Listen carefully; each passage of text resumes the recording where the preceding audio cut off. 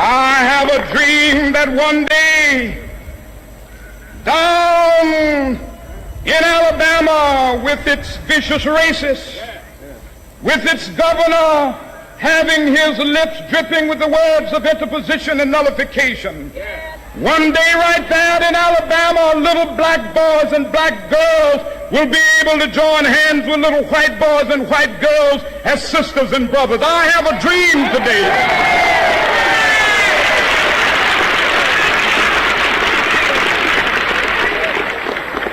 I have a dream that one day every valley shall be exalted, and every hill and mountain shall be made low. The rough places will be made plain, and the crooked places will be made straight. And the glory of the Lord shall be revealed, and all flesh shall see it together. This is our hope. This is a faith that I go back to the South with. With this faith, we will be able to hew out of the mountain of despair a stone of hope. With this faith, we will be able to transform the jangling discords of our nation into a beautiful symphony of brotherhood. With this faith, we will be able to work together, to pray together, to struggle together, to go to jail together, to stand up for freedom together, knowing that we will be free one day. This will be the day when all of God's children will be able to sing with new meaning, "My country tears."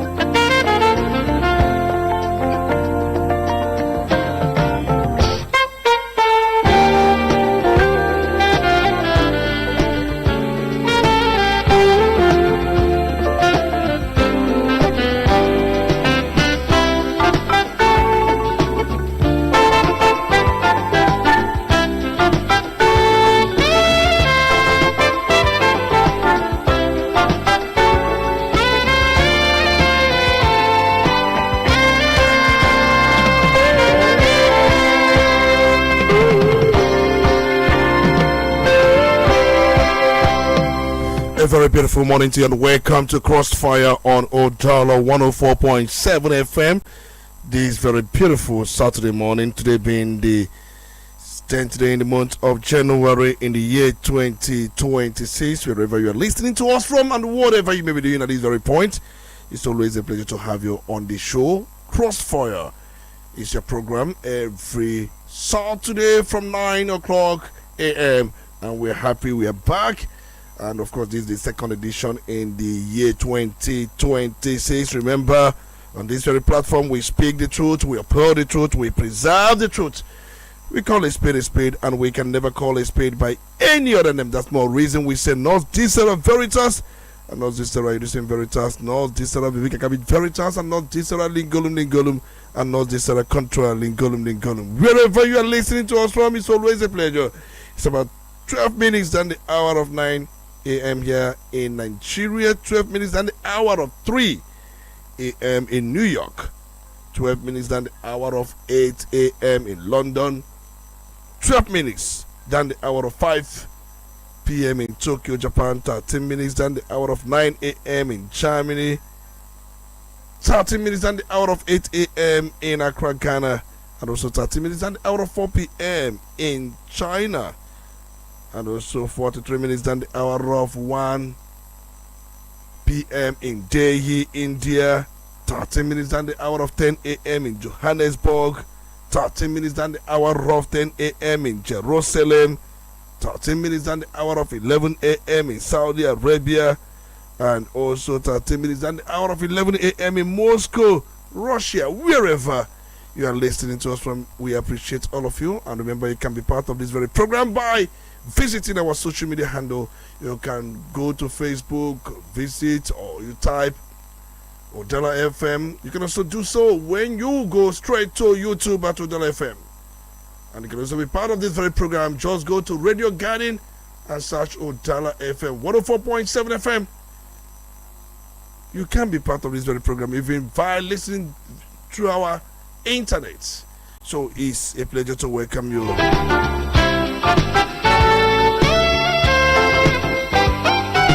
My name is Tony Olisenbeki, the Honorable Speaker. This very lovely morning, welcoming every one of you. And we have just a business to do this very morning. And we will begin with the political roundup stories. And once we are done with that, we are going to be joined by a guest via the telephone. And we are going to look into the political developments in Rivers State. And we would also take it from there to other issues we may need to attend to. But first and foremost, we have to begin with the political roundup stories.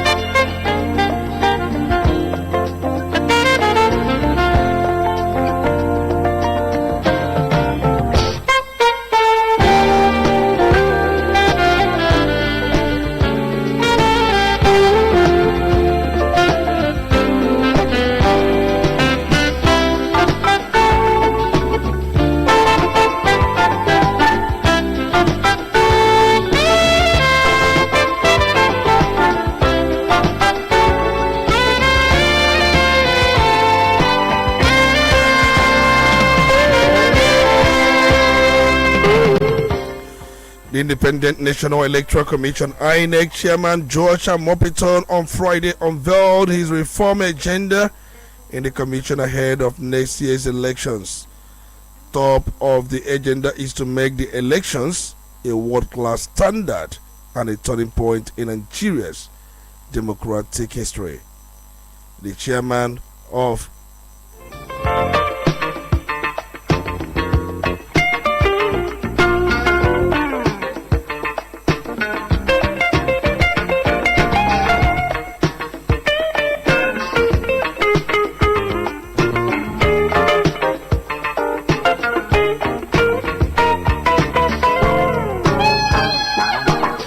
The chairman of Dangote Industries Limited, Aliko Dangote, through his legal representative, has filed a formal corruption petition against the former managing director of the Midstream Downstream Petroleum Regulatory Authority, Farouk Ahmed, at the headquarters of the Economic and Financial Crimes Commission, EFCC. This move allows the withdrawal of the same petition from the Independent Corrupt Practices and Other Related Offences Commission. The 26 members of the Rivers State House of Assembly seeking the impeachment of similarly Fubara on Friday declared that they were pressing ahead with their plan, just as the APE socio-political organization in the South Pan Niger Delta Forum activated a high-powered machinery to stop the plot. The lawmakers, in an update, said the impeachment process is fully on course. And for the first time since President Donald Trump shifted his focus on insecurity in Nigeria, he has admitted that Muslims are also victims of killings. In an interview with New York Times, Trump admitted that not a single religion is being affected, but even at that, he claimed that Christians were the major victims. A National Industrial Court of Nigeria in Abuja has issued an interim injunction restraining the planned strike by the Nigeria Association of Resident Doctors (NAD) planned for Monday, January 12th. Justice E.D. Sublim on Friday also restrained the president of the resident doctors, Dr. Muhammad Usman Suleiman, and the secretary, Dr. Shaibu Ibrahim. The Labour Party's 2023 vice presidential candidate, Dr. Yusuf Dati Baba Ahmed, has said former Vice President Atiku Abubakar has been seeking Nigeria's presidency since his National Youth Service Corps NYSC days. Baba Ahmed made a remark during an interview in one of the private televisions, and also went further to record that Atiku was already a presidential aspirant during his service year. President Bola Ahmed Tinubu and Vice President Kachim Shettima will spend a total of 9,364,349,417 on local and foreign travels, as well as food and refreshments in the 2026 fiscal year. This is according to details of the 2026 Appropriation Bill released on Thursday by the Budget Office of the Federation. Police operatives attached to the Asakio Division, in collaboration with local vigilantes, have successfully stormed kidnappers' hideout in Angara and Fadaman Bauna villages of Lafia East Development Area in the Lafia local government area of Nassau State. The operation led to the arrest of 6 suspected kidnappers and rescue of 3 victims, 2 females and 1 male. And finally, the Economic and Financial Crimes Commission on Friday arraigned an Australian national, Carl Black, honor before the Federal High Court in Lagos for allegedly failing to declare foreign currencies valued at 2.28 billion naira. The defendant appeared before Justice Yelim Bogoro on a 2-count charge bordering on non-declaration of $800,575 and also €651,500. And those were your political roundup stories, and we move straight to other issues we have this very morning. Just like I said earlier on, we'll be looking at the developments in River State, and we'll be joined by a guest who is going to help us look into this development. Nigerians have been talking.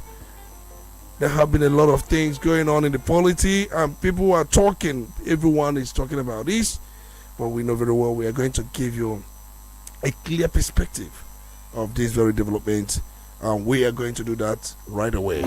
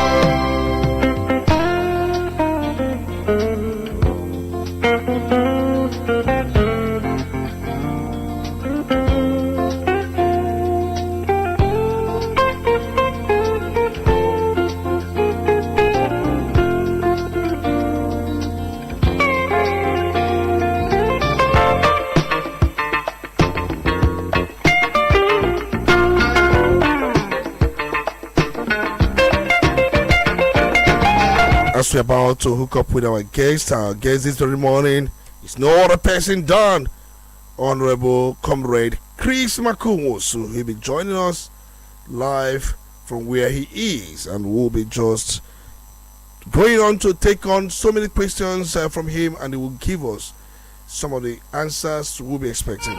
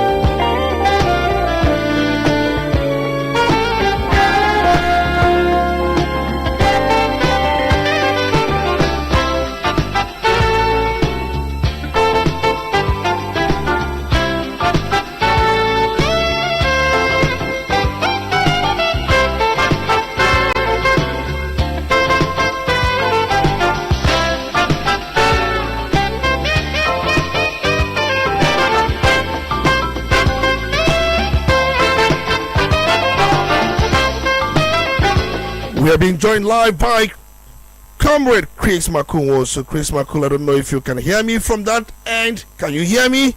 Good morning. Yes, I can hear you, Tony. You're Good welcome. morning and Happy New Year. It's good to have you, Chris Makunwo. So, I know you are joining us. My pleasure to be with you. You're joining us from, I don't know if you are joining us from Oka or from Ozobolo. It depends on where you are. I'm speaking from Ozobolo. You're welcome, Chris Makunwo. So let's quickly move straight to the business of the day.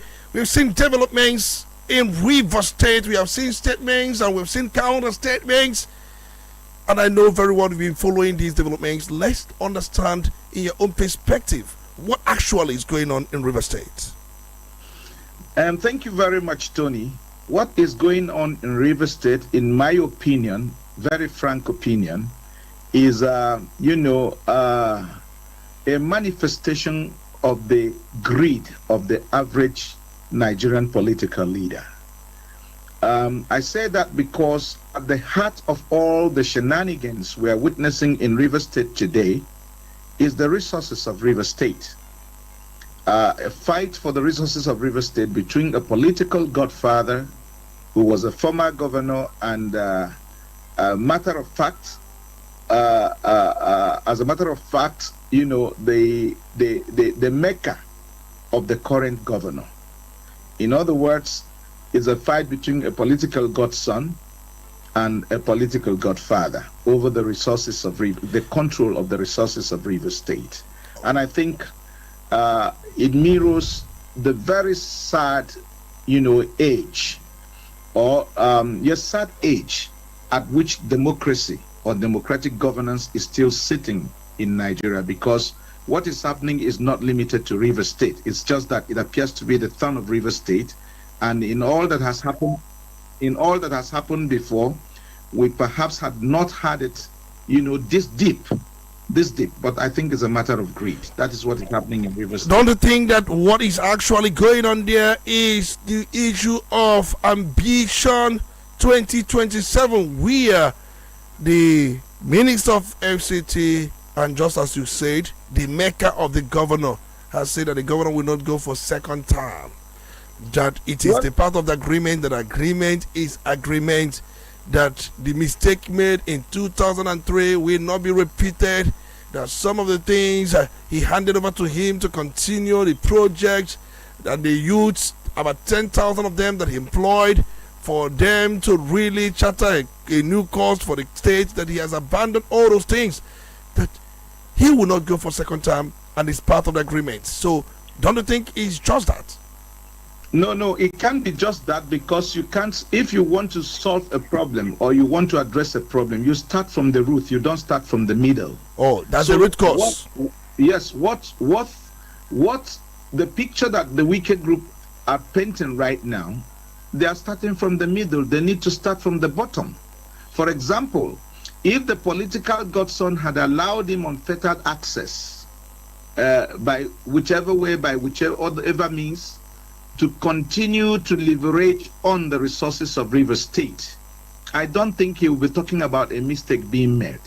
Simfubara, His Excellency the Governor, is now a mistake only because he has refused to continue to play ball. And what is surprising my likes is that the FCT minister is supporting a president today who have had a similar problem with a political godson in Lagos State. I keep alluding to that because it is almost the same thing.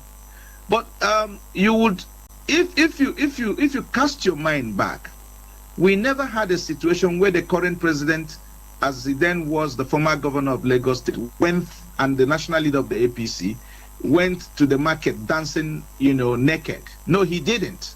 In fact, you had nothing credited to him. Everything that was, said was actually alluded. He didn't speak. He spoke just but once, and that's how you know a firm political leader. He spoke at the nick of the primaries that would have returned Ambode as candidate of the party. Everything he did was through his proxies. He was never seen.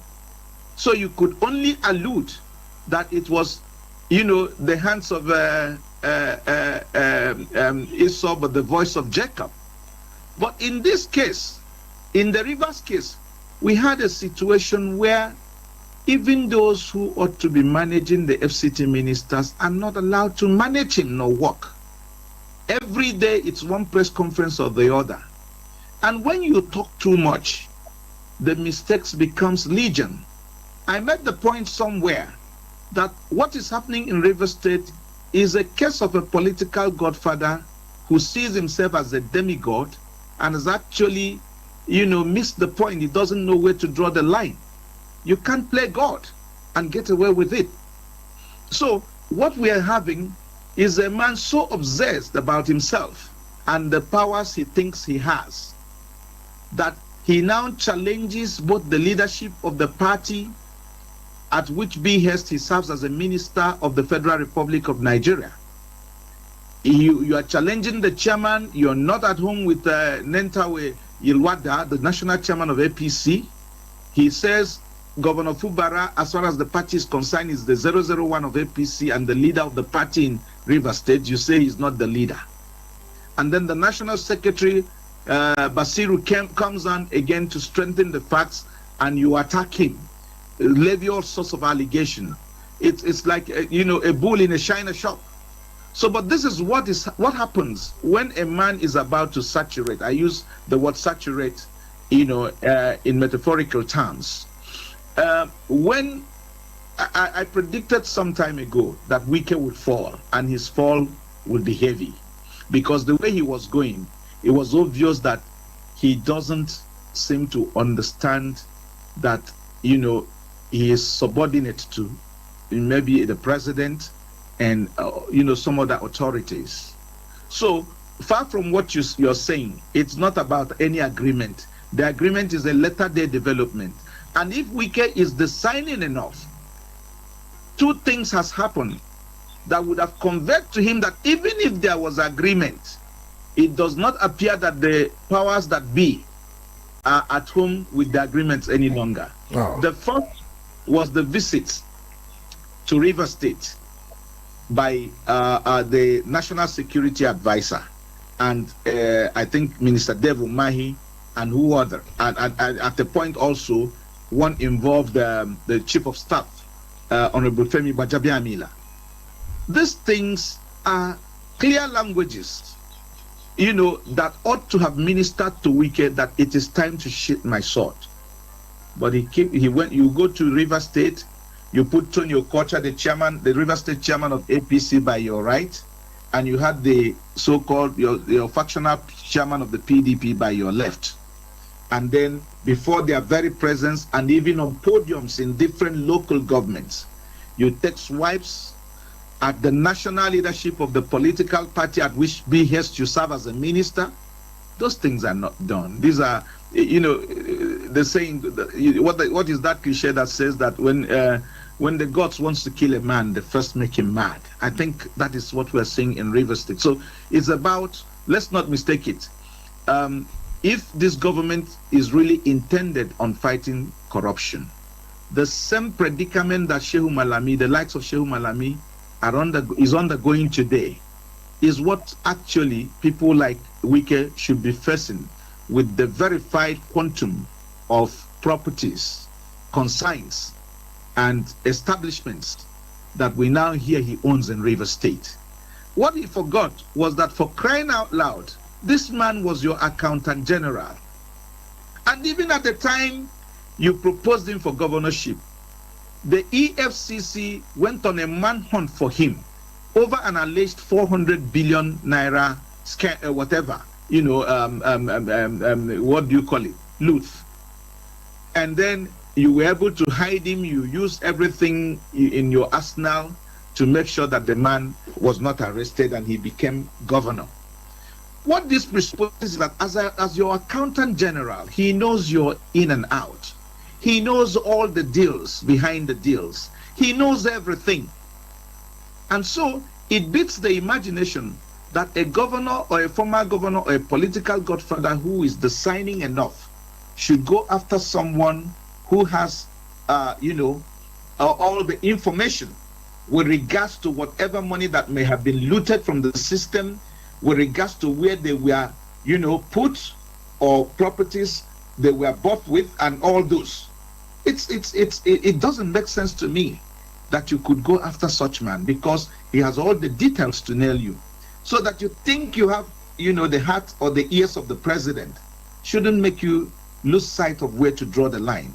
I think, and why I, from day one, stood with Fubara on this issue is that, one, it is a fight between the people and a godfather, like I said, who does not know where to draw the line. It wasn't like Fubara came in and began to go after those properties. No, he didn't do that. I think his posture was, okay, you've had enough. Let's use the resources of River State people to work for River State people. And you're angry that he didn't go to continue flyovers when there are islands in River State that could be connected to their brothers on the other side with road, but it's going to be an ambitious project that is going to take a lot of money. The governor decided to go and do projects that will actually resonate with the sufferings of the river people, not projects for which he will be clapped for, that are actually nowhere on the order of priority of River State if things were to be prioritized rightly. So there's no issue of abandoning this or abandoning that. Probably those are the kind of things that the former governor, put in place so that he would continue to through those things, continue to leverage the funds of River State as a people. So that is that. So for me, it's not a matter of agreement. It's a matter of entrenched interest, financial interest.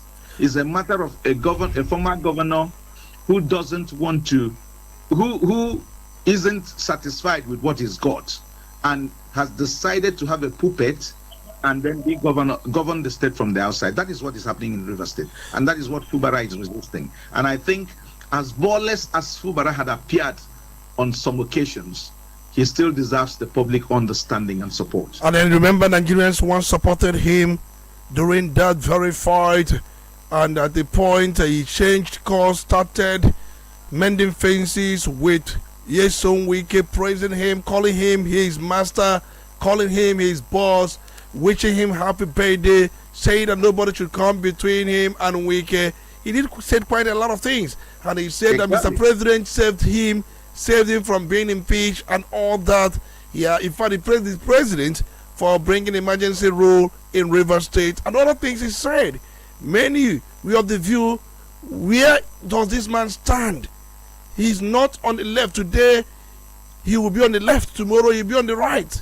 What kind of man is Fubara? Just barely 50 years from Opobonkoro local government area of River State, from the town of Opobo. And this is a man who, at a point, videos we've seen so far, we have seen him praising Wike. In fact, when he was declared winner of that very contest by INEC, he knelt down before Wike and then he called him my father and my savior. You mentored me, you nurtured me, you did quite a lot of things for me. Thank you for believing in me. Thank you for seeing the future of River State through me. Quite a lot of things, he said. And he's a man who studied business education, specializing in accounting. And then we know very well he has spent over 18 years in the River State Civil Service, beginning in 2003, where he was appointed by the River State Post-Primary School Board, formerly the Senior Secondary School Board, as a classroom teacher at a comprehensive high school at Lesser Elema, where he taught for about 5 years. And from there, he picked up and grew 2 ranks. This is the man we are talking about. And now, he has joined APC. And there was this report yesterday that Wike allegedly said that the part of agreement was that he will not be joining APC. But this man has joined APC and called himself 001. Who are those pushing Fubara? And what kind of person or what kind of a man is Sim Fubara? Okay, thank you very much. You made the point, like I said, even before you made the point, that apparently at certain costs, Fubara appears ballless. But, in some situations, sometimes you stoop to conquer. And I think that was what Fubara has done. That has endeared him to the hearts of the leaders of the APC. And, of course, seemingly the presidency. So, I think he saw that the forces against him were legion. And his suspension in the first place, I still maintain, despite the judgment by the Supreme Court and all that, was illegal. There's no way in the Constitution where a president is guaranteed the power or given the power to suspend an elected governor. It's not, you don't do that, or suspend an elected institution, as we saw in River State. It was an aberration. And it's not different from what people are accusing the United States of doing in Venezuela and stuff like that. So, but that's a matter for another day. So when he saw that the forces were overwhelming, I think he employed the stoop to conquer, theory, and it appears to be working for him right now. And the master stroke was his joining the APC. I didn't think that Fubara, as a person, wanted to join the APC. I believe he joined the APC as a survival strategy, and because Wike wants to be in PDP and control APC in River State, he has placed him. It has brought up, he has placed him in sort of a difficult situation, as we see now. So it's not about whether Fubara has done this or done that. One might have done a lot of things, or one might do a lot of things to try to survive in situations like he found himself. I'm not saying I'm going to behave exactly like him, because I'm one of those who believe that if I occupy a position today and I run into a situation that contrasts with my conscience, I'd rather throw in the towel and leave. It doesn't matter to me what benefits are there. It's not every man that thinks about money first or puts material things first. There are still people who derive satisfaction from doing the right thing.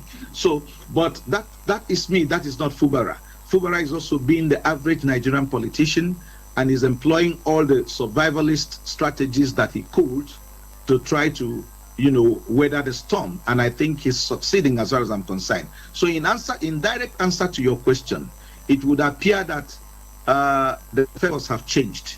It would appear that the sustaining powers behind the Fubara of today, which compelled me to say emphatically that the attempt to impeach him will kiss the dust, is an idea that is dead on arrival, because you can't kick a man out who is with the party and whom the party's leadership appear to be favoring, and you claim you're in the same party. You can get an instruction from the party.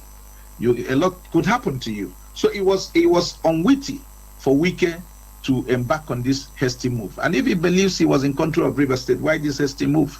And the man has told you, I am at home with the budget presented or whatever that was made by Ibas, the outgone sole administrator of the state. So, but even outside that, there is not much you can do if the establishment is behind him. And so, I in answer to your question, I think the establishment has changed its mind. The establishment is now behind Fubara. I believe that this is where 2027 comes into focus. No matter how powerless you think that a sitting governor is, he has the power of patronage. And there is no way someone like Wike, with all the support he thinks, the day it becomes clear to Wike's followers that the presidency is no longer on the side of Wike, he will be deserted. Take this as a prediction. The problem with the average Nigerian pundit or the average Nigerian politician is that they are not far-sighted in their outlook. Every time we concentrate on now, nobody thinks about what happens in the next 6 months, what happens in the next 1 year or 2 years. With this political development on, what is likely to be the situation 3 years on. Nobody does that in Nigeria. What everybody does is just concentrate on what is happening at the moment. So I can assure you that even this kind of what you could call popular visit, he recently did it to River State, various local government area. He calls it thank you visit or whatever he calls it. The moment it becomes clear, and that will happen in a few days ahead, that the presidency is no longer supporting Wike's action, he will be deserted. He will find himself on a very lonely spot. And that I have predicted long ago, and I'm awaiting its fulfillment. What we're seeing today is a prelude to the fulfillment of that prediction, because no one plays God and gets away. That's the way I put it. You can't play God. No matter how popular you think you are as a leader, no matter what powers you think you have, do not attempt to play God, because God does not share his glory with mortal man. So for all who have attempted to do that, at a point God will show you, I am God. Because what we could try to do was to play God in River State. And I think that was somewhat not just absurd, but unnecessary. And he's going to learn the hard way. That's the way I'm saying it. All right, just like we said earlier on, this is the man that at a point was a teacher. And then he, just like I said earlier on, he transitioned from his teaching profession to Ministry of Finance, River State in 2007. And he stayed there in the Ministry of Finance, becoming the senior accountant, from senior accountant to principal accountant, from principal accountant to chief accountant, from chief accountant to assistant director, from assistant director to deputy director, from deputy director to director, from director to permanent secretary, Ministry of Finance, Government House in 2020, from permanent secretary to accountant general in the same 2020. So you see the progression, and with his name similarly, which means the poor may be getting rich in Obobo dialect. And this is the man we are talking about this very morning. So what are his sins? Can you mirror this development side by side with what happened in Anambra State through the time of Mbadinuju? Can you equate Wike to be the Krisuba, and can you also equate Fubara to be the Ngige? Can you also look at these two developments, and then it's all about godfatherism? Can you mirror the two? Well, the only correlation to me is the fact that it is all about a godfather and a godson, a political godfather and a political godson. And the other correlation there, that it's all about greed on the part of one of them. But I can't compare Fubara to Ngige. Ngige had balls. Ngige is a man in a man. So if Fubara had 50% of the balls that Ngige had, he would have dealt with this scenario, especially like you said, when he had the support of all Rivers people, including virtually all the warlords at the very beginning of this rift.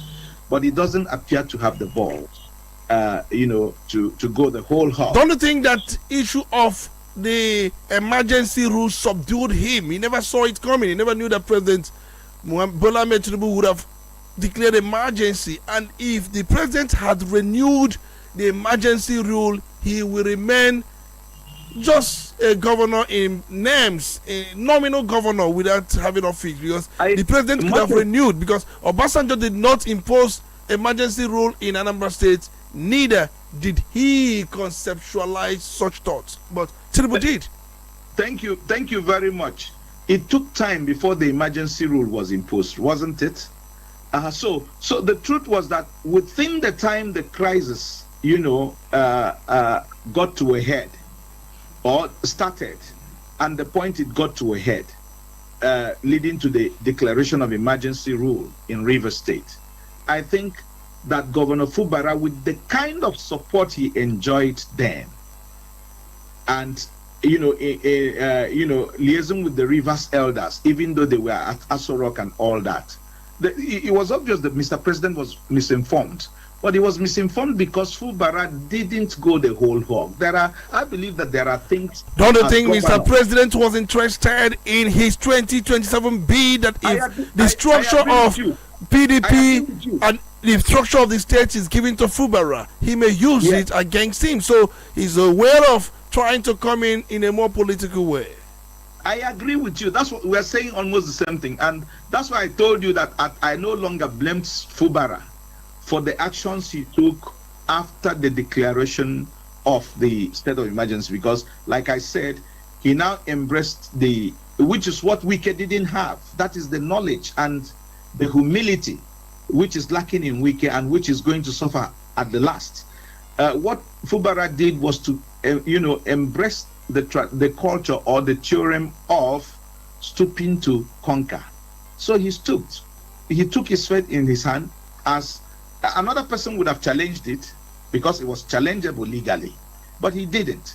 Even those who went to court to challenge it on their own, he distanced himself from them.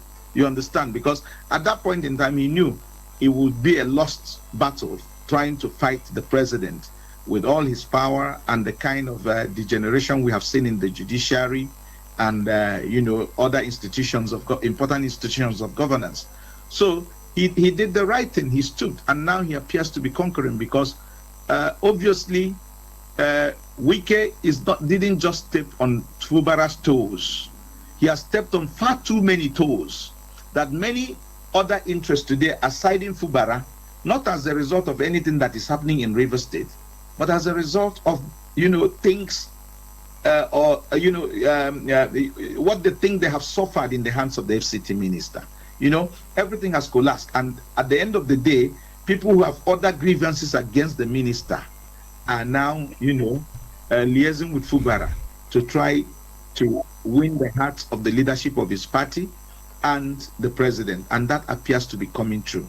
So it will just be a matter of time. But in answer to your question, I agree that there are similarities between what happened in Anambra and what is happening in Rivers State. But that of Anambra is a different kettle of tea, because even though the president then had his preferences, he wasn't as brash as the current president was to Fubara, at those very stormy times. So we had situations where people also in the state, rose, very respected stakeholders in Anambra State rose, did things, and he helped, to ameliorate the matter. And in that instance, in the Anambra instance, it was a private citizen that was terrorizing the governor. It wasn't the former governor like Wike. I remember even the private citizen had his brother at the presidency. Yes, but that is notwithstanding. You're talking about a brother in the presidency. You're talking about a private citizen. Now we're talking about a former governor, very rich, powerful governor for that matter, who is also now a minister of an important space like the FCT. So there's no way you can compare, the aggressors in the Anambra situation and the aggressors in the River State situation. They are incomparable. So as much as you want to draw, parallels, or you want to draw similarities, you must recognize that fact that Fubara is facing a far more vicious, circle than Ngige faced in Anambra State. But the point is that Ngige has balls, and I like it. But he wasn't the first man. He wasn't the only man that put political godfathers in their place in Anambra State, because even the man who won in court, His Excellency Mr. Peter Obi, actually governed the state for 8 years, and we didn't have the menace of godfathers. Even to be very fair to Obiano, for 8 years that Obiano was in this state, he also didn't pander to the whims and caprices of political godfathers, and I give him that credit. All right, we listened to what Fayose said yesterday in one of his interviews, and he said that only fasting and prayers will save Fubara. What do you make out of that very statement? He was speaking as an interested party. We have always known. What we have not known is what is binding Fayose to Nyesom Wike. So they haven't told us what they have in common. But I don't believe that in the current circumstances, with the way things are, that Fubara needs fasting and prayers. In any case, if he would be affected, it's not fasting and prayers that would save the situation this time, because you don't ask God to do what man can do. God created us in His image and likelihood, and gave us the power of reasoning. So He should spare God fasting and prayers. This issue we have going on in River State, it's a man-made problem. It's something that can be solved by man, and men are already solving the problem. So, but I think that Fayose spoke like the Wike ally, eternal ally that he appears to have made himself, that he is. You recall when he was advising Fubara in the early days of the administration, and he was cautioning against fighting Wike and all those things. So there's a kind of reverence that, will I say adulation that Fayose, has for Wike, which I can't explain the source, but which I disagree with. All right, so I want to find out. People are saying that Fubara hasn't shown that loyalty, he hasn't shown that humility to Nyesom Wike, his maker, or more like somebody who put him in that very office. And Wike has said many times that he's not interested in the post of River State, that what he is doing is he's also supervising a ministry that has some level of independence when it comes to generating revenue. So he's not interested. And if you look at some of the allegations leveled against Fubara by I do not think so. I think what they mean by Fubara not being subservient enough is that he has refused to allow the looting of River State resources, like I said earlier, to continue. That's all about that. It doesn't matter what Wike says. I said somewhere on another platform that I am baffled at the propensity of Nigerian politicians when it comes to looting the public purse or accumulating what I call primitive wealth. When a man has acquired wealth to the point that even his 10 generations may not be in need, even if they chose not to work, I continue to wonder what else such person is looking for. And the wealth of politicians is not like the wealth of corporate titans who owe banks, who take a lot of loans to run their daily businesses. When you look at their net worths, it is far different from their gross worth, because by the time you deduct all the obligations they owe financial institutions, you have cause to be worried whether you want to struggle more or not. In the case of politicians, it's not like that. These are people who go into offices as poor as Chris McCool, and by the time the person is leaving, you have chains of businesses, you have chains of properties, you have chains of consigns running into the $billion brackets and all that, and they are not owing anybody. Remember, Wike said his father or his parents were rich. Even as a student, he was riding one of the best vehicles in town then, that his father had companies, and nobody would say that he made his money through politics. That's what he said. When he said that, the claims were proved, and they all fell flat in the face. Yeah, because you said your father is a director, your father is a businessman. You didn't tell us the names of the companies. They couldn't have been ghost companies. And that you're riding a Peugeot car or whatever isn't a problem. For example, when the governor of Oyo State recently was responding to him, apparently, and he made allusions to a contract he won at the age of 29, he brought out a certificate to authenticate that. That's how to rebut issues. You don't just make claims. Anybody can step up and make claims.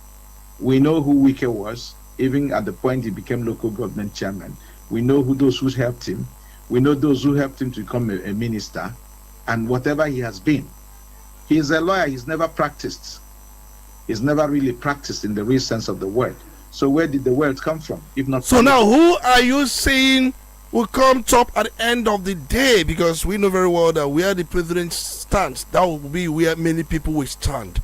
We've seen Wike showing capacity. Yesterday he was in Anthony local government, and we saw some of the things he said. He said that he built this very road, that he made one of your sons a head of an organ of government. He did this, that the current person has taken everything away from you as against what he put in place. He was in Okreka, he was in Eleme, he has been in virtually most of the local governments, and we've seen crowd shouting his name. He has been Nyendeba, and not just that. This man has said that River State has lost its glory before the Committee of State, that River State to be repositioned. He has shown capacity, and each time he goes to these very localities, you see dispatch riders as if he were the governor. I mean, if you see how they convoy everything. Do we have two governors in River State? Tony, you and I know very well how these things are done. If Rivers State has lost its glory, then the chief culprit is Nyesom Wike himself, who has refused to behave like the elder statesman that he ought to have been after leaving the governorship seat and graciously being appointed FCT minister by the president. So if any man has actually tried to bring down Rivers State, that man is Nyesom Wike, who doesn't want to allow his predecessor a space to govern. That's number one. Number two, about the crowd. I said something earlier in the program that what is happening now because his followers are yet to clearly see that the presidency is no longer with him, which of course has not been shown clearly. But for some of us who are pundits, and for some of us who operate at the realm of credible information, very soon that will come to the fore. It will not take 24 hours to desert Wike. That's how brutal power can be when it leaves you. It won't take 24 hours. The same Wike who will go to River State and loom large, very soon will go to River State and will just find a handful of, direct beneficiaries who are still benefiting from him, around him. That's how power operates. As for the crowd, he is, like you rightly mentioned, a minister of a very lucrative entity called the FCT. So he's not lacking in funds. And in politics, I've always believed that it is the more you work, the more funds you make, even in terms of normal goodwill that will flow from such projects or contracts. Now, Wike has the funds. So, as Chris Makul as a field, general in Anambra State, who has actually, coordinated a number of persons, if you want me to give you any number of crowd across the 21 local governments in Anambra State today, I will do it. You, Tony, know I have the capacity. That I don't make noise, but I have capacity. And those who knows that. So it's a function of money. If you want to bring 5 luxurious buses from each local government filled with people today, and you call me Chris Makul from the 21 local governments of Anambra State, and you call me Chris Makul and say, I need this. If I have 5 days, I will make that happen. If I have just 5 days, I'll make that happen. So it is not a reflection of true popularity. We had a scenario in the past in this country where a group called TAN, Transformation Ambassadors of Nigeria, was filling up every stadium in the country in a so-called show of capacity for President Goodluck Jonathan in 2015. He lost the election. But if good students of history will know that if that crowd that TAN was, portraying at every stadium were actually for Jonathan wouldn't have lost the election in 2015. So that's why some of us say, as an election manager, I do not weigh elections by the number of people who turn out at political rallies. Of course, we saw what happened during Anambra State gubernatorial elections. Some of the candidates that did not win their polling booths, many of them pulled exactly. A lot of people at even all sense here. Exactly. So you begin to, where are those crowds during the polls? Where were all those who were making noise on social media as APC this, APC that? How many of them won their polling units?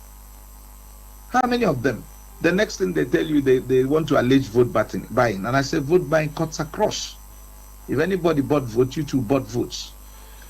And so it's not about. But you are saying that Mr. President seems to be looking at the side of Fubara, because we were told that Fubara went to visit Mr. President outside the country. We didn't know what was discussed, but we saw Mr. President giving Wike's allies appointment. Look at Magnus Abe. Just a few days ago, he was made the NUPRC chairman. You know what that means? And not just that. Look at those Wike furnished for ambassadorial positions, and they were all given ambassadorial positions across different states. See, Mr. President has been giving Wike appointments he usually present before him. So wouldn't that make you think that Mr. President is very much with Wike?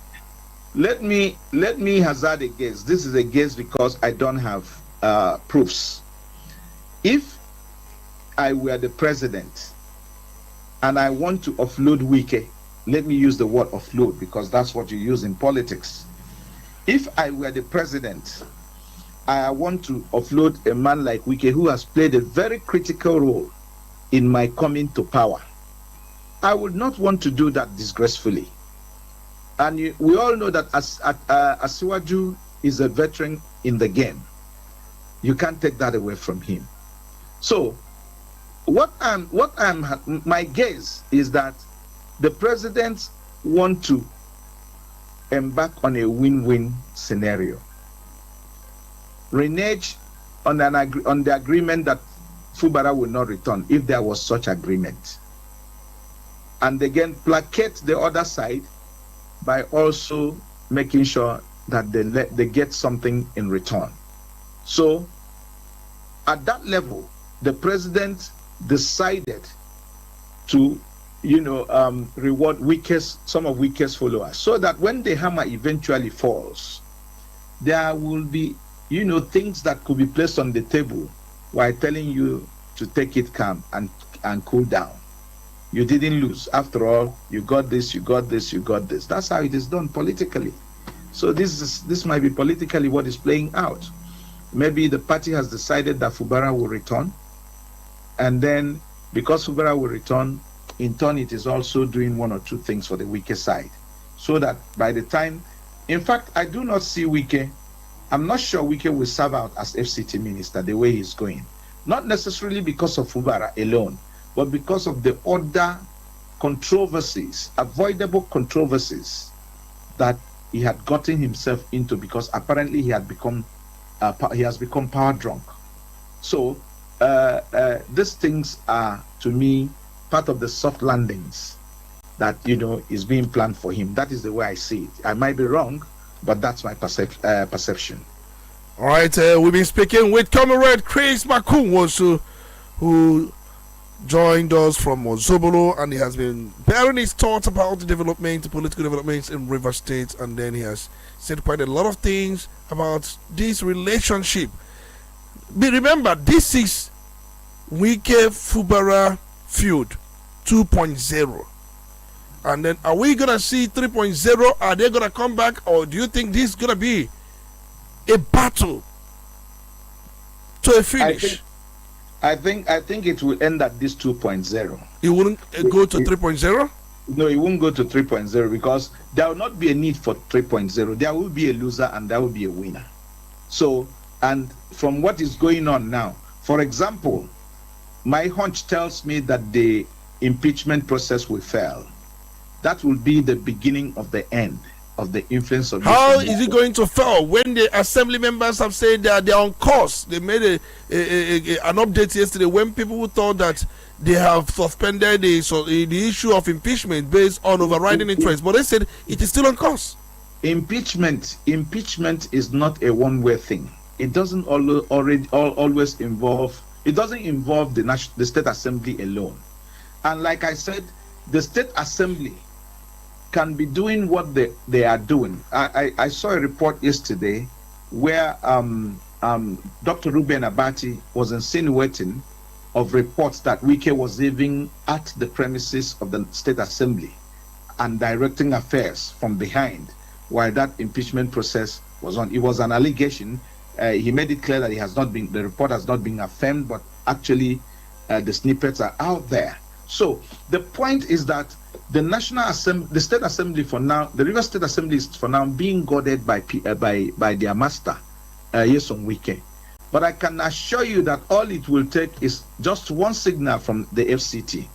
When you talk about that, don't forget that there have been pockets of protest in Abuja, which the protesters say would be replicated and extended across the nation against Wike. In fact, for the sack of Wike as FCT minister, based on what he's doing, the troubles he's causing in River State, and the attempt to disparage the leadership of the party. and which the organizations or those in behind the protest see as also an affront to the president himself. So while you are talking about the activities going on in the River State House of Assembly, you take it side by side by also agitations for the removal of Wike. So these things don't just happen. Both the State Assembly members are being guarded by somebody. And I also believe that for people to gather at the party secretariat, is it yesterday or day before yesterday, to protest and call for Wike's sack, it is not those people that we see there that are behind the ideas. There are powerful blocks behind those ideas. So that's why I said, willy-nilly, howsoever, it will end at 2.0. It is either Fubara towards in the fight or vice versa. But I see it more going Fubara's way. In fact, Wike will be lucky if he's allowed to serve out, because right now there are people within the APC, kitchen cabinet that feels that Wike is becoming a baggage for the president. I think so too, because Wike's influence right now is limited to River State. Yes, River State is a serious battleground in the 2027 election, but anybody can just be fooling his or herself. If anybody thinks that the 2027 elections can be rigged, it will not be rigged.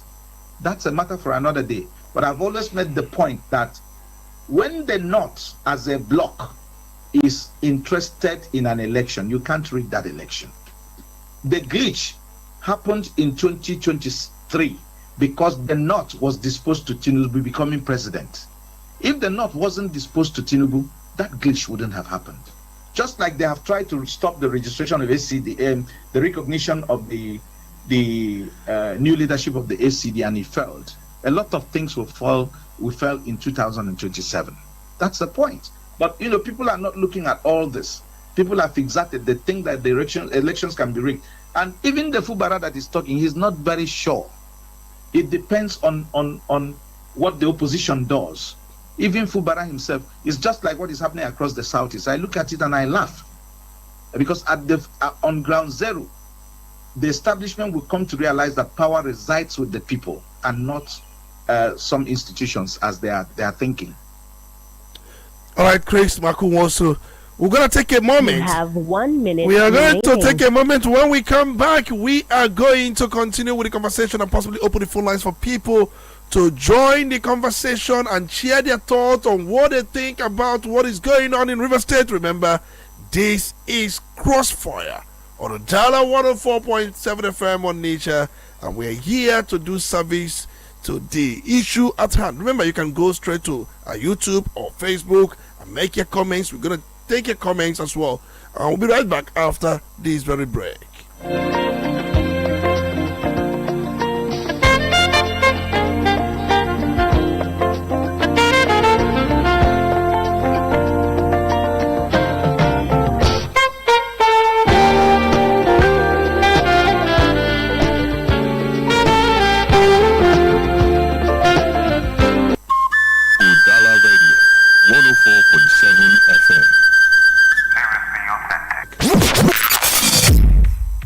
Quality bread, Wendy's bread, for your family breakfast. Wendy's bread, Opa Chichane Tozialo. Wendy's bread, Mama Papa they like Wendy's bread, Chichane Nyanduo. Wendy's bread, even children they like Wendy's bread, Wendy's bread, and in town. Wendy's bread, you get it better tasty, we go sweet your belly. Wendy's bread, Wendy's your bachichoma. Wendy's bread, Wendy's bread, tasty bread. You can contact us on our official address, 2nd Business Park, Enugu Road, GRA, beside Onitsha, Anambra State. We also have another branch at St. Michael Plaza at Tandy Road. Also contact us on 070-1149-1571. Wendy's bread, your tasty bread. Wendy's bread. Public notice.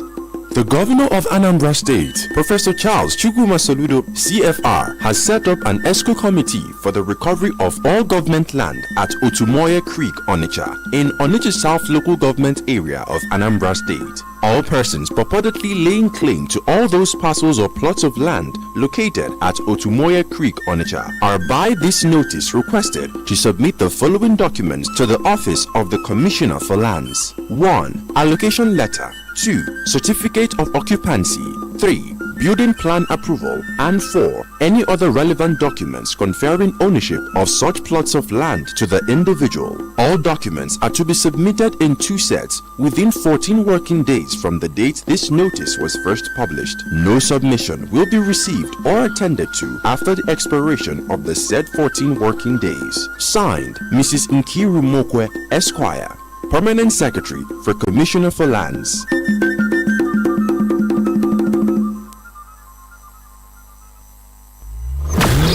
When the stakes are high, the debates get hotter. When the issues demand clarity, we bring the fire.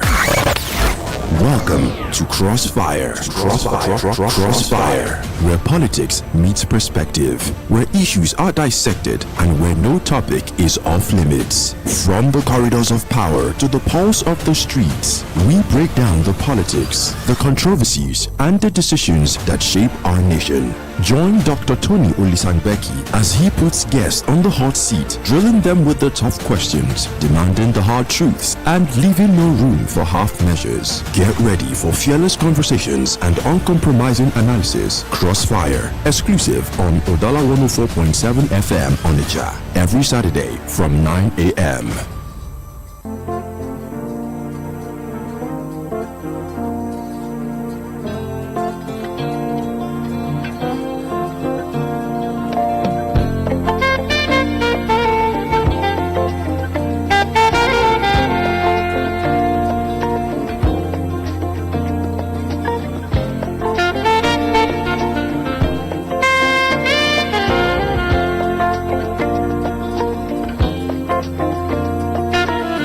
You're welcome back. It's to Crossfire on Udala 104.7 FM on Nature.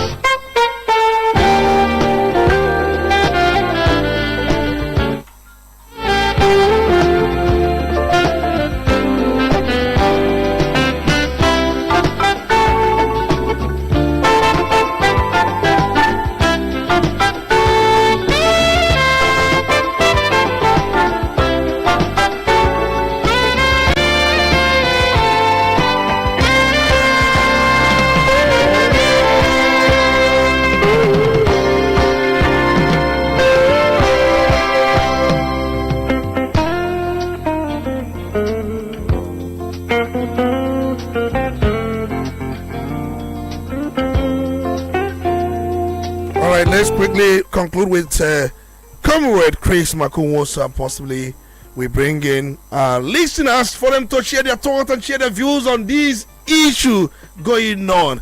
And remember, agreement is agreement no longer agreement.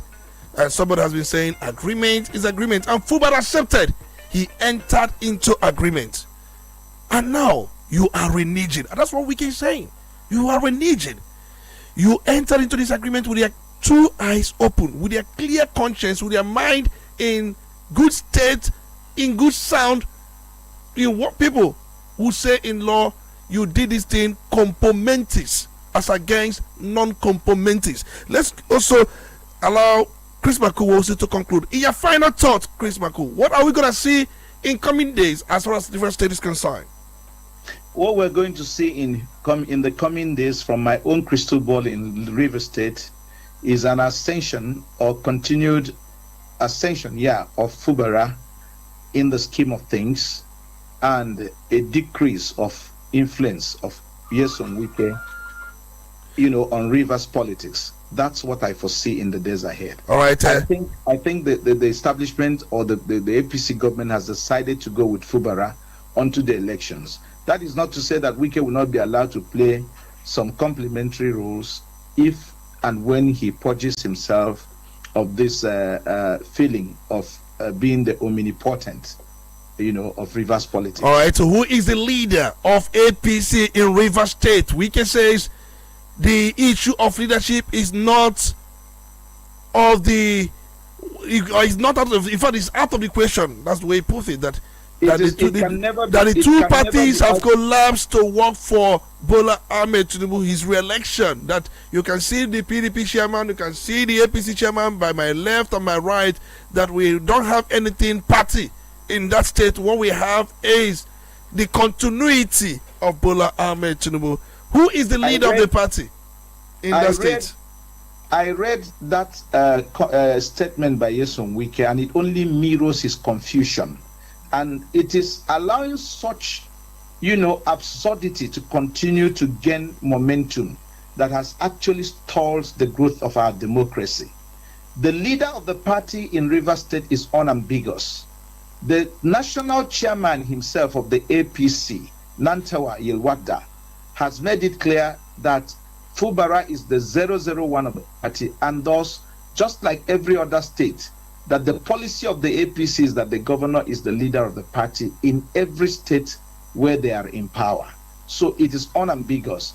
And that statement by the national chairman of the APC was subsequently accentuated and engrossed by the national secretary of the party. So it is not in contest who is the leader of the APC in Rivers State. Governor Similayo Fubara is the leader of the APC in Rivers State, whether Wike believes that or not. In the days ahead, like I said, because the party won't go back on its word, things will happen that will prove to Wike that it is either you behave or fall out. All right, thank you so much, Chris Makuru. We have to bring in our listeners and those who have been itching to come in. 0803 221 6973 or 0803 827 6694.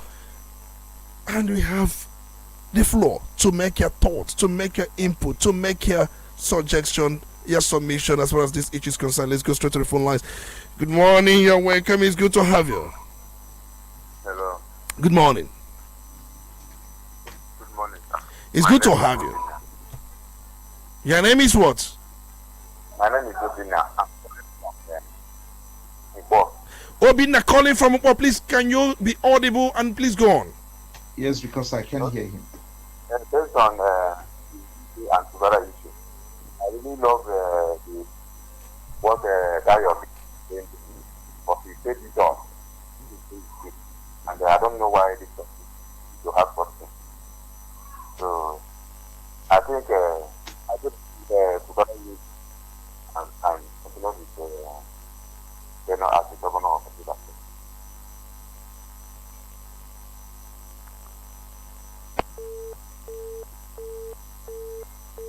From the phone, you say that you like what the guest was actually saying, but he has gone anyway. Let's actually pick another call. Let's go back to the phone lines.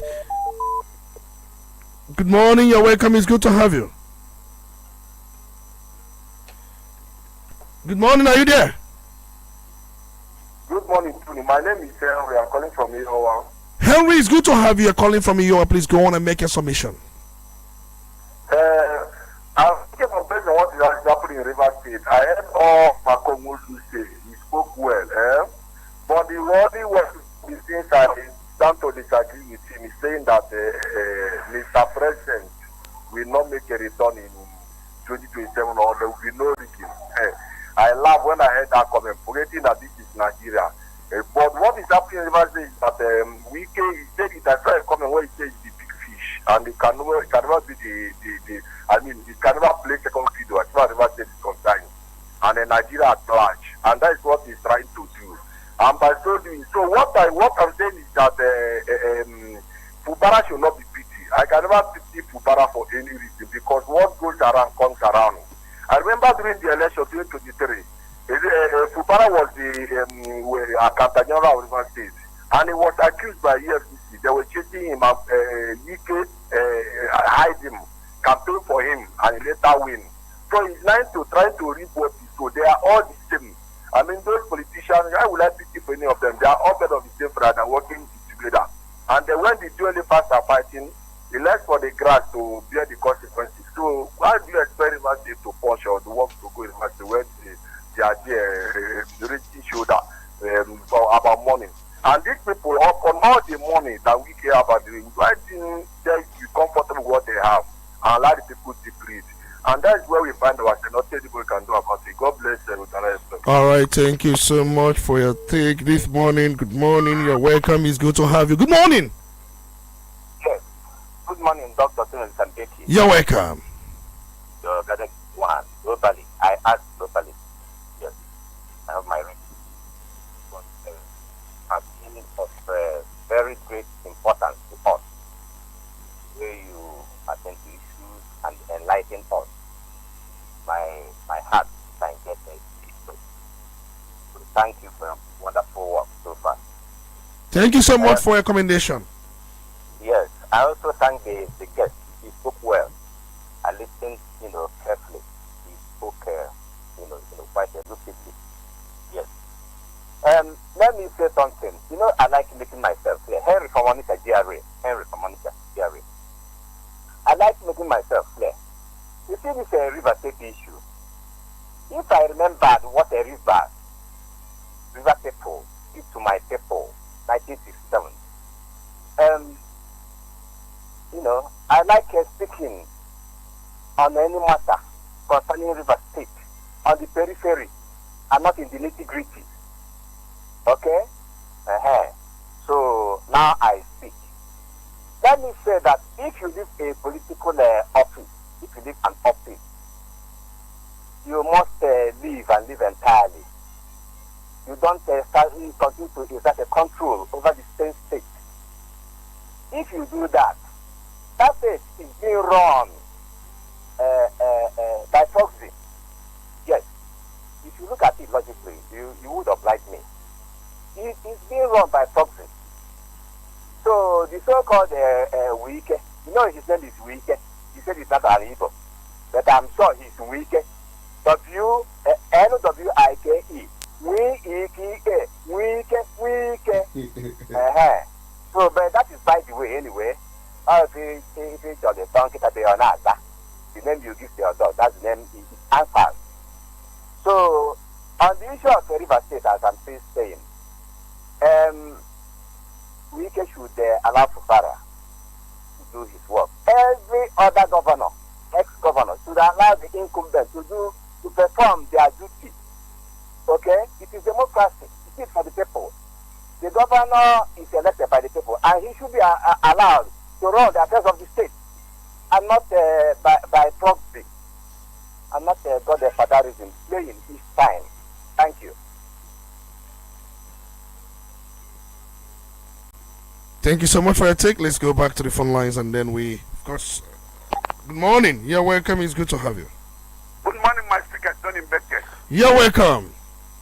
This is the voice of Honorable Ignatius Okoye from Mauritius. Honorable Ignatius, please go on. You have the floor. My speaker, you see what is happening in River State? You have similar way with the Anambra State. I could remember that the Abasinjo told Wike to resign. That it's the best thing for him to resign.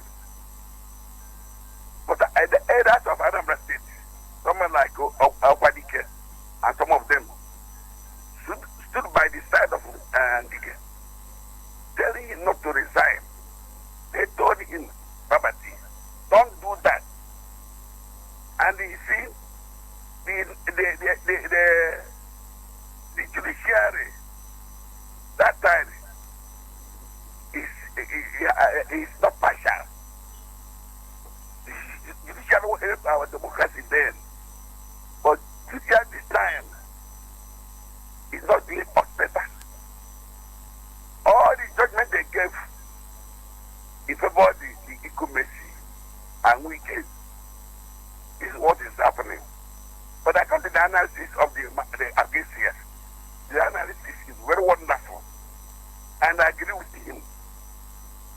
I said it before, that if we are the Tinubu, I will go with Fubara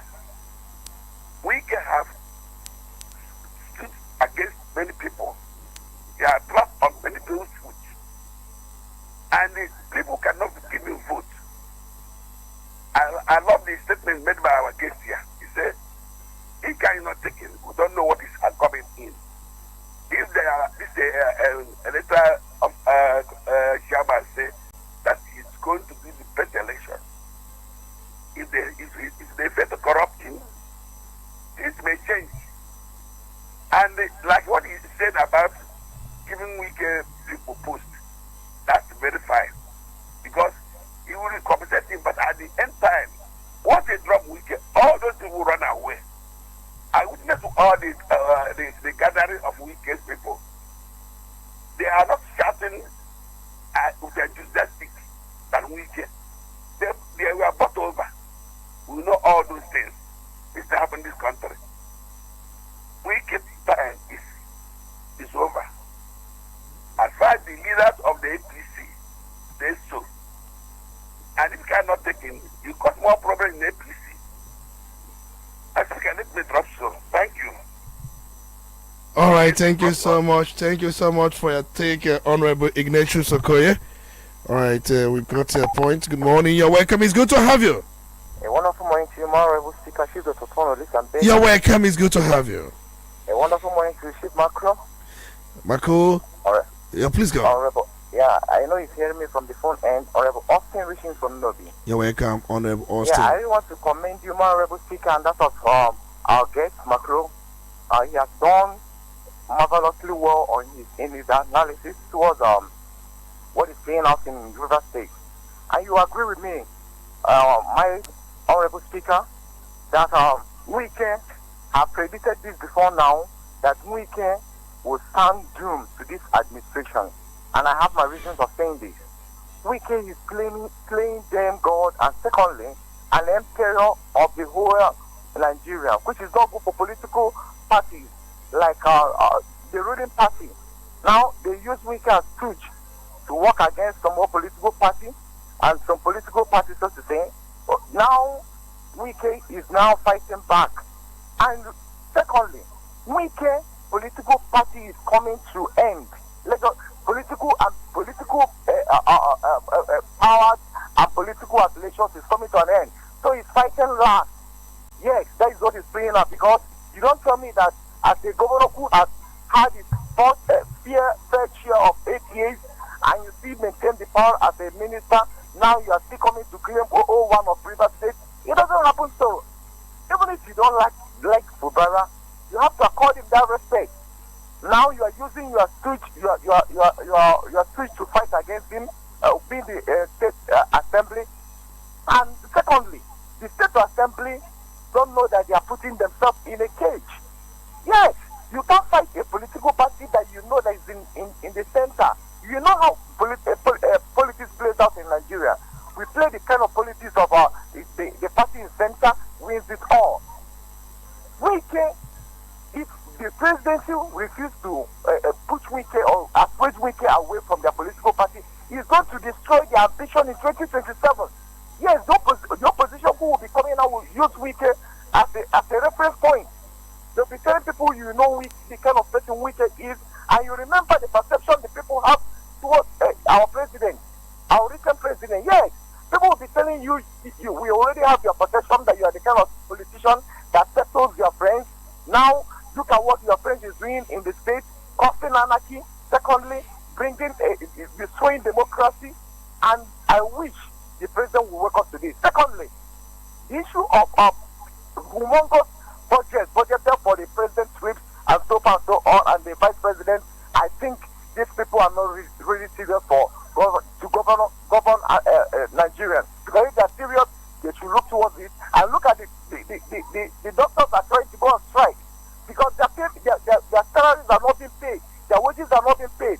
So you look at the big amount being mapped for the president's allowances and these travel allowances and so on and so on. It is mind-blowing, and people should wake up and call and stand up for this. Let me stand by. Thank you so much. All right, thank you so much, of course, for taking your mind to what we earlier said about Mr. President travels with that of the Vice President and his refreshment, totaling about 9-point-something billion. And we also brought an issue that contracts that. That is the the issue of resident doctors who had made plans to embark on nationwide strike on Monday.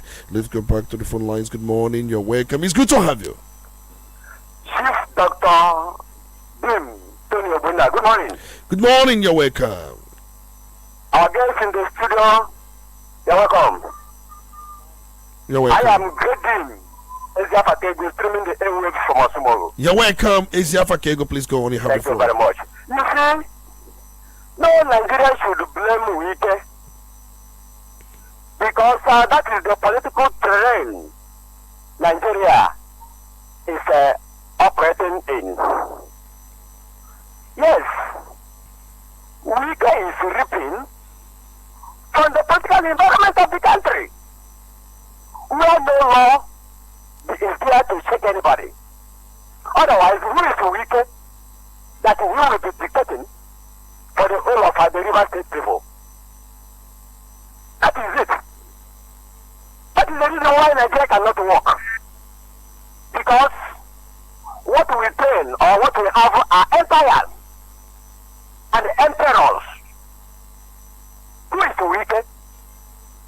Under democracy, under the rule of law, is what Wike is doing what it. Yet he is having a field day. Nobody should blame him, but blame the environment. That is why Nigeria is a contraption, very complex, that nobody can fix it until what Martin Nanikan has just thought of materializes. Good morning, everyone. On my voice. All right, thank you so much. Thank you so much. Eziafa Kego, good morning. You're welcome. It's good to have you. Yes, good morning. This is Uche from Ila. Uche calling from Ila, Tawara State. Please go on. Yeah, there was a question today, and I want to get it eventually. Udala is impeached and the deputy. Who will be the next and deputy governor? All right. You asked if the assembly impeach the governor and his deputy, who will be the governor? That's the question you asked, right? Yes. All right. The answer is very simple. If that happens by the provisions of the Constitution, the Speaker takes over as acting governor pending the conduct of election that will produce substantive governor, because that will be within the period of 3 months. But then the Speaker will assume the position of acting governor. All right, I think that's a straight answer to your question. Do you want to say any other thing? I know the answer. I know the answer. You know, when I understand, because I know the game we could play. All right, you say that the game Wike is trying to play is to impeach the governor and his deputy, so that Martin Amewule will become the acting governor and possibly run for governor and become successor to Fubara. That's the game plan. That's what you're saying. Yes, them because all the plan will just survive. Okay. There will not be what they are looking for. Okay. You don't know whether I will be subject to Wike and the answer to Wike. So let's do the remote control. All right. All right. Thank you. All right. The River State people. All right. All right. Thank you so much. We got that point from you. Good morning. You're welcome. It's good to have you. Oh, so sorry. This could not connect. Let's take another one. All right. Please try and call back. We got that. We are trying to connect back. Okay. All right. There are many calls coming in. Good morning. Thank you. You're welcome. Good morning. Good morning. You're welcome. Thank you very much. This is Honorable Monday Johnson. I'm calling in from Onitsha. You're welcome, Honorable Monday Johnson. Please go on. You have the floor. Thank you very much. Let me start by commending Maku also. Honestly, anytime he comes on board, I will always like to devote my time to listen to him. That man is informed as far as Nigeria politics is concerned. I listened to him when he made a very serious that 2027 election will not be rigged. And he made an analysis on that. And one of the things he said is when the Northerners are interested in Nigeria politics, that nobody can rig election. And from the look of things, those who are political inclined can understand the fact that some political blocks in the north are seriously interested in this forthcoming election.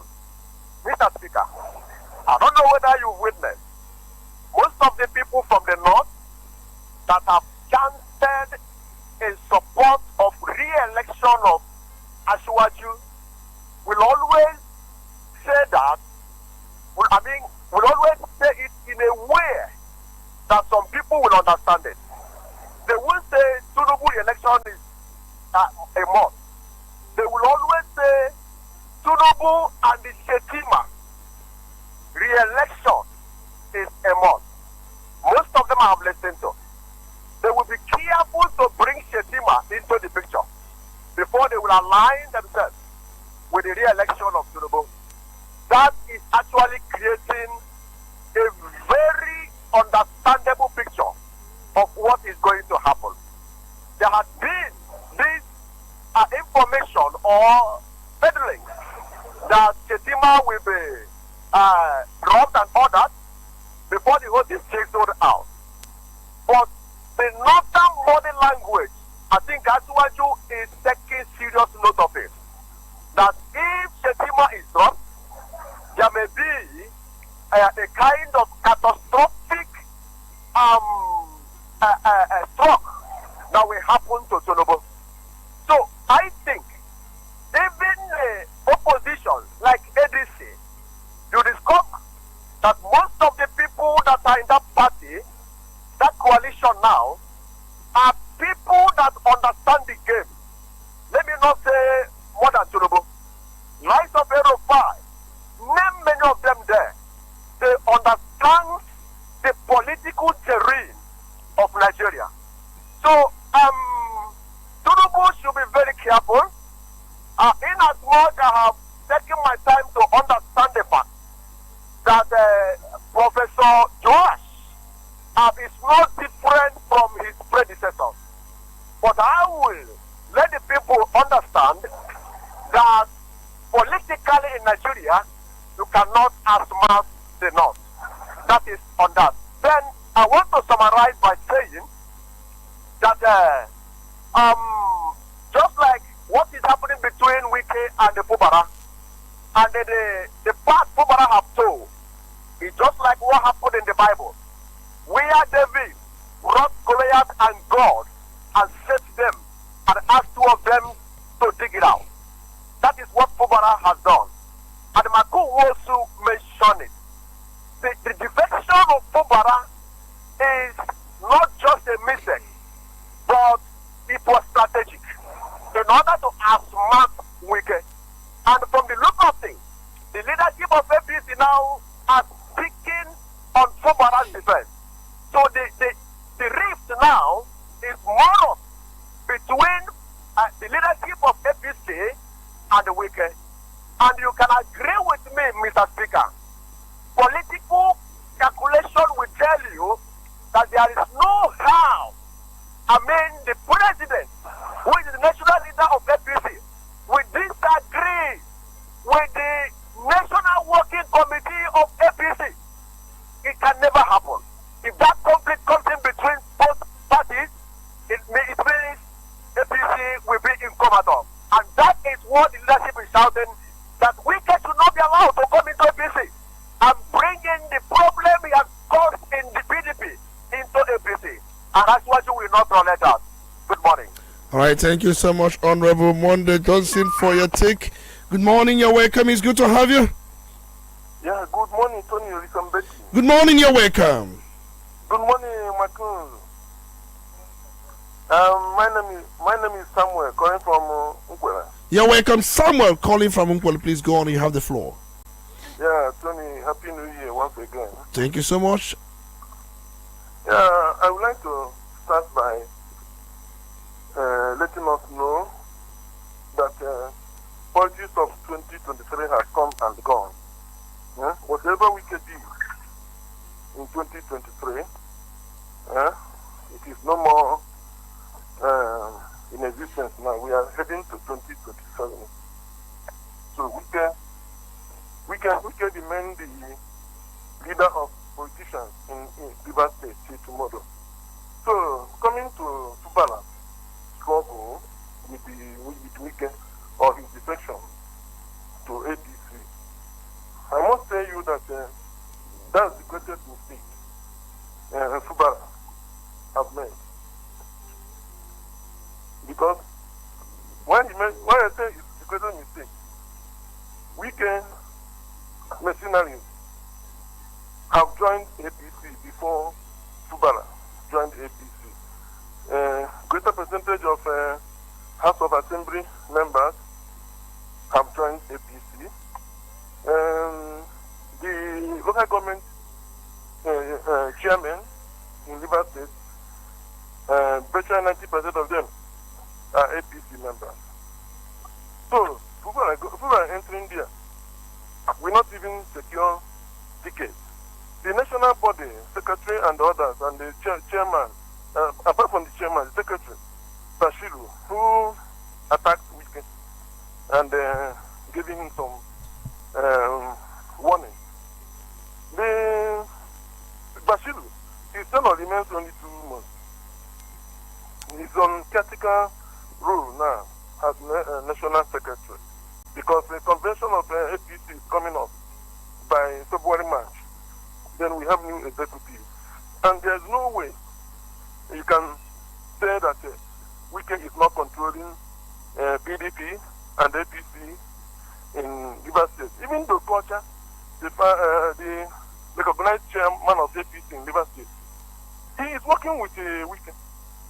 So I don't know what to say. And Wike have said it clearly that their support to Tinubu will not be taken for granted. And the support will still come. Let me come now home. Wike will present a governorship candidate in PDP in 2027. And that PDP candidate will win River State as the governor. So we succeed Fubara. So I want to come this way for us to be aware that Wike is on ground full time in River State. Thank you very much. All right, thank you so much. I think we've seen somebody who actually spoke in favor of Wike, but then remember Bashiru was elected sometime around August 2023, so he has a 4-year mandate, and then that means that any moment from now, that will be his term will be coming to an end. But that doesn't change a lot. But good morning, you're welcome. It's good to have you. You're welcome.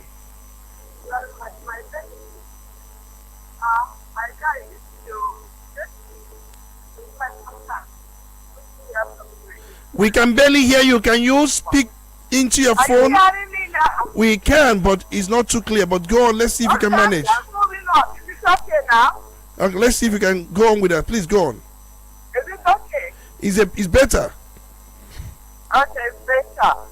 Okay, let me just make it brief. I think Port issue the box top of the I know it's way used now very serious.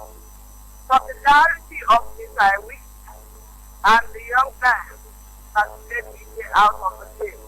And more than that, if we can talk about Labour Party, which is the leader of the party, and that is saying he doesn't mind if the story comes back, and all that. So there's something in the Labour Party. So we are working hard to see that about fair to Labour, because as you say, it's a bit nice, it's agency. Now, all right, thank you so much. Oh, that's it. I was actually saying something when one of our friends said that Bashiru tenure will expire, but remember Bashiru was elected into that office sometime around August 2003. So his tenure will run to 2027. So his tenure is not coming to an end in 2 months' time, as you said. So we have to really put that in perspective. And let's see, I don't know if we can bring Chris Makunwosu back to react to some statements made by our listeners. Many of them have said one thing or the other, and quite a lot has been said. So let's quickly bring in Chris Makunwosu, who will really give us his take about some of the submissions made by our listeners. Good morning. Chris, you are still there. Please, you listen to some of these conversations. Yes, at least I was able to grasp some of them, while some were not too audible. Like I didn't hear Odaze clearly, but I think she's talking about ADC making incursions into River State or something like that. All right. So let me start with the man who spoke quite differently, because every other person actually went almost on the same side. And that's, I'm talking about the reaction, the call from Samuel from Unkwele. He thinks that Fubara's defection to the APC was a mistake. I do not think so. Fubara has a choice between the devil and the deep blue sea. And so he chose which he considers, or that which he considers the lesser evil. If Fubara had gone to a rival political party, for example, this impeachment can be left to sail through, and that would be the end of Fubara. When you want to look at what measures Fubara had taken, it is important to look at that from the prism of the quality of opposition he would have faced if he had gone to another political party. For example, you can't liken Fubara's defection to that of Peter Mba, for example. Peter Mba has so many choices, but I believe he was such in a hurry. So Fubara had no choice than to defect to the APC. If he ends up losing the governorship or his comeback bid in the process, he still had taken the better position, because doing otherwise would have seen him kicked out before the 2027 election. And I don't see how that is a better choice for him. So that's as far as that is concerned. I believe he took the best decision. I agree with him that the politics of 2023 is gone and will not return. But I do not agree with him on Wike still being the leader of key politicians in Rivers.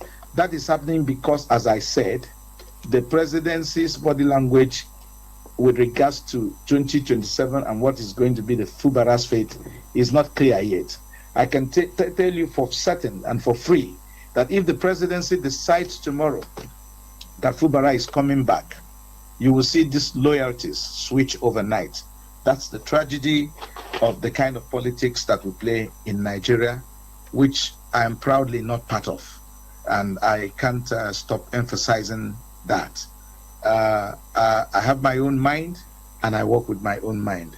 I'm so grateful for the kind words of Honorable Monday Johnson. His kind words make me want to do more and work harder, to remain an independent voice, because I do not believe that there are no others who see the way I see, but probably one bias or the other will prevent them from coming on to say what they know is the real situation. So I'm encouraged by his kind words.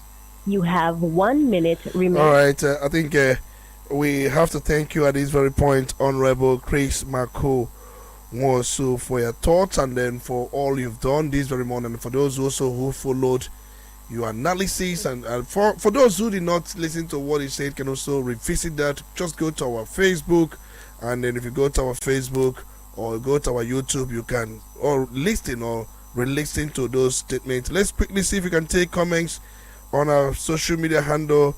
We have just a couple of them, but then we are going to do justice to some of them as well. We have this one from Dr. Mrs. Mma Olebara from Owerri. She says it's high time we stop this issue of godfatherism in this country. Greed is the main cause of it. Let's not sacrifice good governance. Let's not sacrifice good governance on the altar of politics, interest, and ego massaging. Wike should concentrate on his job in Abuja and allow Fubara to breathe What goes around always comes around. Whatever one sows, he reaps. Enough is enough to illegalities and unwholesome practices. The colleagues Ozoma Owakwe says good morning, house. We also have Okoya Angoleka. Okoya Angoleka says good morning, and I'm Angoleka texting from Umoji. I love your program. We also have Master Obe SJP. Master Obe JP says good morning, guests of Udala. Barrister Yeson Wike, the FCT minister, is most corrupt. Oh, that's their own opinion. I think you must show us proof. And remember, we work with evidence. I think you are making a speculation right now, and you say that he's a most corrupt and greedy politician in the country. So EFCC should investigate him now. And Peter Odili, the former governor of River State, he went on to say that the former governor of River State has also done his own as godfather. Okay, Master OBJP testing from Onitsha, but then those works of yours remain yucks. But then I believe you are making maybe something many may agree with you, but remember, we are here guided by the rules of engagement. Udala Loishu says, good morning, Dr. Tony. Weak political selfishness is the problem in River State. My problem is why Mr. President continues to allow Wike as a minister of FCT using his position to cause problems for the government of River State. Secondly, Fubara joining APC is for protection of his political interests. Wike is trying to take control of APC, River State, and still claim to be in PDP. Politics of confusion. His end is already at hand. So he is fighting, or what he's fighting is for political survivor. Or the Aloy choose from Umwaba, and I'm watching. Thank you so much, everyone. There are other messages. If you can't take a message, please, apologies. And that's much and how far we can go this very morning. We want to thank everyone. We want to thank Honorable Chris Makunwosu for joining us via the phone line from Ozobolo. We want to thank our listeners. We want to thank everyone who made it this very morning, who made it possible for us to have this conversation. Thank you so much all. Thank you so much for your time, and those who are still calling, and those who also called, and those who had wanted to call but they could not for one reason or the other. We appreciate all of you. Thank you so much, everyone, and do have a wonderful weekend. Enjoy your day. My name is Tony Olisambeki, the Honorable Speaker.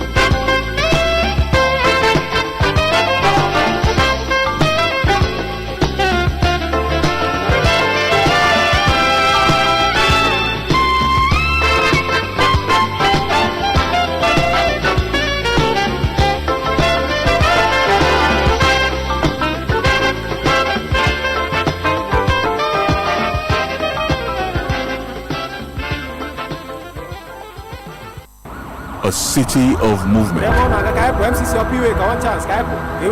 a city of trade, a city of heritage. From the rays of the sun to the radiant glow of the river Niger, from the echoes of Ose Market to the silent prayers rising from the basilica. This city beats like a drum, loud